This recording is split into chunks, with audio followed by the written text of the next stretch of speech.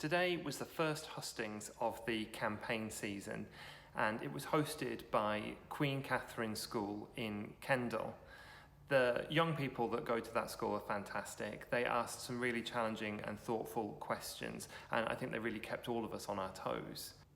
The understanding that they showed of modern politics is a real testament to both themselves and to obviously the great teaching which they've been receiving, which makes it all the more tragic that that school has had over £300,000 cut from its budgets in real terms between 2015 and 2020.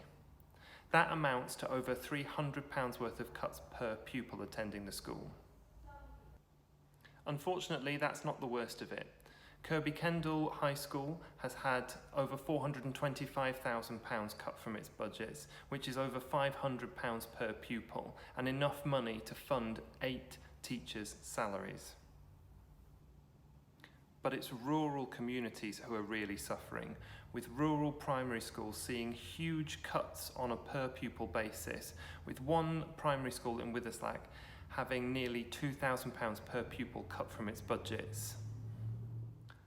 Overall, across the entire district, out of 50 schools, 2/3 of them are seeing real terms cuts, and that amounts to well over £300 per pupil cut on average, with over £3.2 million worth of cuts to the district as a whole.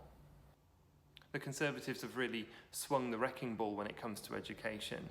They've driven up the sizes of our classes, but they've driven down the funding, leaving some head teachers forced to dip into the pupil premium in order to keep the schools afloat. You can visit schoolcuts.org.uk to see the impact on the school that you or your children go to.